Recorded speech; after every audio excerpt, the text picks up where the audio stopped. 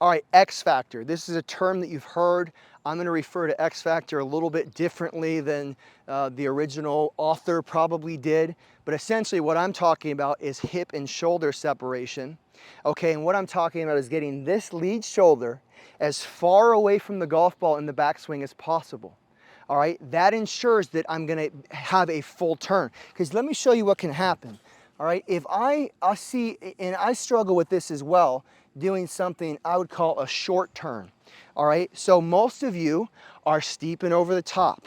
If I don't make a full turn, let's say I only turn to here. Well, when then I go to rotate, look at how steep I am. I'm over the top, I'm sending the ball left. If I then get this left shoulder far away from this golf ball as I can, all right, now when I start the downswing, I'm in a much shallower position. So a lot of times when you guys are pulling the ball, if you simply say, hey, I'm gonna be real intentional about getting this left shoulder as far away from the golf ball as I can while loading this trail hip in that position, well, now I'm oriented right of my target where I wanna be. So now when I go into my downswing transition, I'm there, and now I can rotate as hard as I want, and I'm square to my target line instead of yanking that thing left, okay?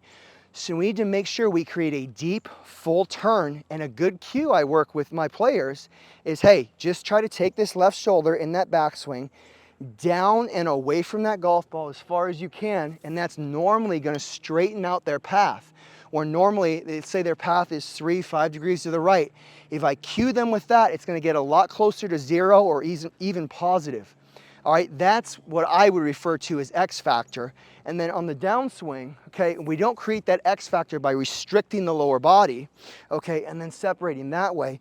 We get that X factor simply by pushing this hip back, okay, getting this left shoulder away and loaded behind the golf ball, and then we intensify that stretch on the downswing by transitioning that weight from the trail side boom, into the lead side. Now we're loaded, bam, and we can launch as hard as we want.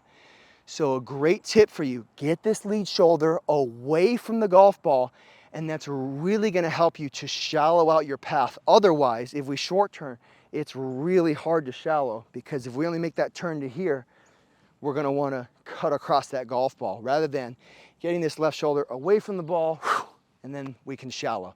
Lead shoulder away from the golf ball.